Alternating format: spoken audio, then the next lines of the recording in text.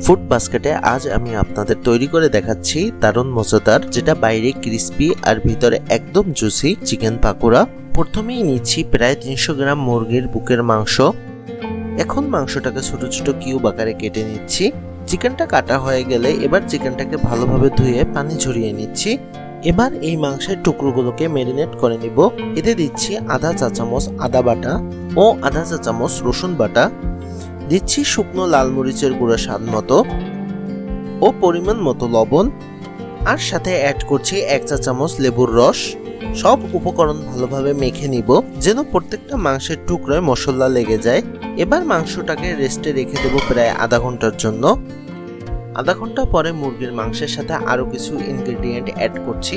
দিচ্ছি 1 কাপ পরিমাণ পেঁয়াজ কুচি ও আধা কাপ ধনিয়া পাতা কুচি, 1 কাপ বেসন ও 2 টেবিল চামচ কর্নফ্লাওয়ার।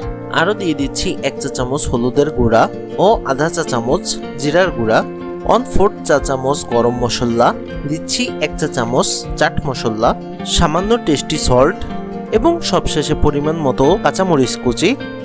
এবার সব উপকরণগুলো ভালোভাবে মিশিয়ে নিচ্ছি। বাই দ্য ওয়ে, এখনই পানি দেব না, কারণ পেঁয়াজ থেকে কিছুটা পানি ছাড়বে। যখন সবকিছু মেশানো হয়ে যাবে এরপর অল্প অল্প করে পানি দিয়ে ব্যাটারটা তৈরি করে নিব। ব্যাটারটাকে একদম শক্ত বা একদম পাতলা করা যাবে না। দেখতেই পাচ্ছেন আমি ব্যাটারটা কেমন রেশিওতে রেখেছি। একটু মাখা হয়ে গেলে দিয়ে দিচ্ছি 1/4 চা চামচ বেকিং সোডা।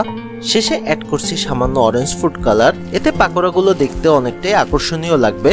আমার ব্যাটারটা তৈরি হয়ে গিয়েছে। এবার এগুলোকে ভেজে নিতে হবে। একটি চুলায় ফ্রাই প্যান বসিয়ে দিয়ে দিচ্ছি পর্যাপ্ত সয়াবিন তেল। তেলটা ভালোভাবে গরম হতে দিতে হবে। তেলটা গরম হলে ম্যারিনেট করা মুরগির ব্যাটারটা ভালোভাবে মিশিয়ে ছোট ছোট পাকোড়া বানিয়ে তেলে ছাড়ছি। প্রথমে মিডিয়াম হিটে ভাজবো। এ সময় খুব তাড়াতাড়ি নাড়াচাড়া করা যাবে না, এতে ব্যাটারের কোটিংটা খুলে যেতে পারে। যখন দেখবেন নিচের দিকটা সেট হয়ে গিয়েছে তখন এটাকে উল্টিয়ে পাল্টিয়ে ভেজে নিব।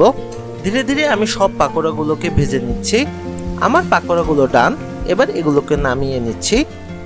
এবার দ্বিতীয় ব্যাচের বাকি পাকোড়াগুলোকেও ভেজে নিচ্ছি। চিকেন পাকোড়াগুলোকে নামিয়ে এবার আপনাদের সার্ভ করে দেখাচ্ছি ধনিয়া পাতা ও টমেটো সসের সঙ্গে। দেখতেই পাচ্ছেন পাকোড়াগুলো কতটা সুন্দর হয়েছে।